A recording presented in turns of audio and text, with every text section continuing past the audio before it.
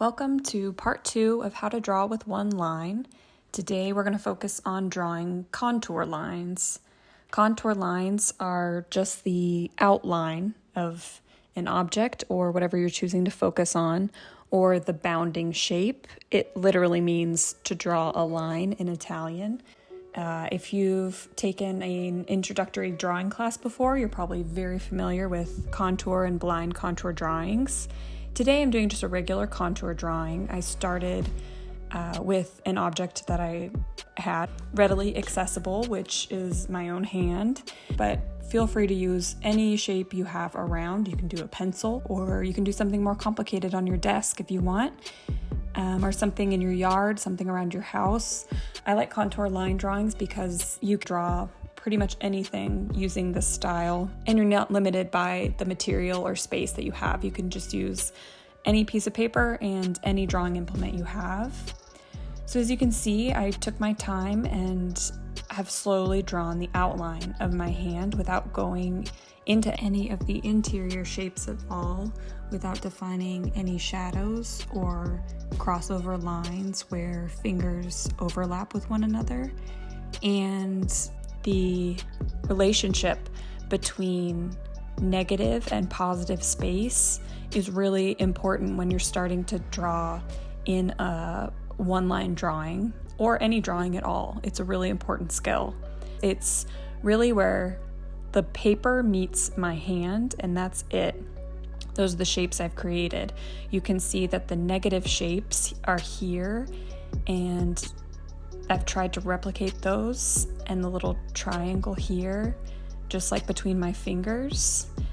So now I'm going in and drawing just a few of the more shape-defining interior lines, like the lines that separate the fingers, some of the knuckle joints.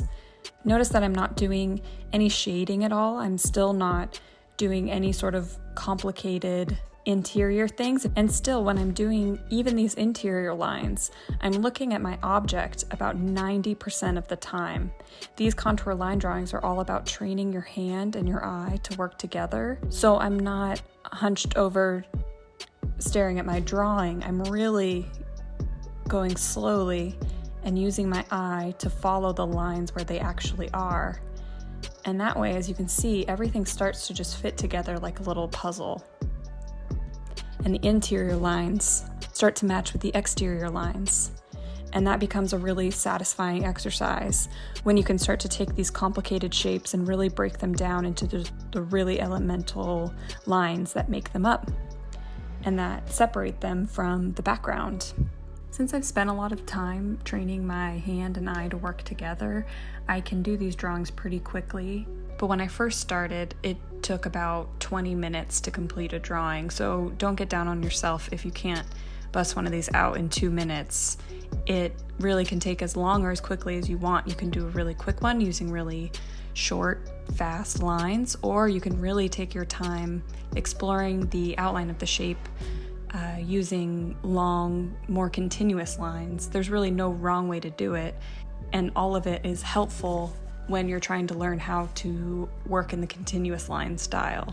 I find that these really basic drawing skills give me a lot of inspiration, and they're really fun to build off of, especially if you've built up a number of skills that you can draw from. It's fun to mix and match and see what you can come up with. People consider it a pretty basic drawing skill to try and master, and I go back to it constantly. The blind contour drawing is a similar idea. You're still drawing just the outside of the shape and not getting concerned with all the lines inside, but you're doing it without looking at your drawing at all. You can even cover your hand as you're drawing or put a book to divide it. It's a really good challenge, and it's honestly the best way to quickly build this skill of training your eye and your hand to work together to draw the object you're trying to represent. If this is your first time trying this skill, or you're having a little bit of trouble, I suggest choosing a simpler object and using your non-drawing hand to trace slowly the object as you go with your finger, and then you can follow your index finger with your eyes instead of relying solely on your eyes to do all the work. Thank you for tuning in to part 2 of the series. Part 3 will be coming out next week with more skills to help you build towards effectively drawing in one continuous line. So be sure to subscribe and check that out.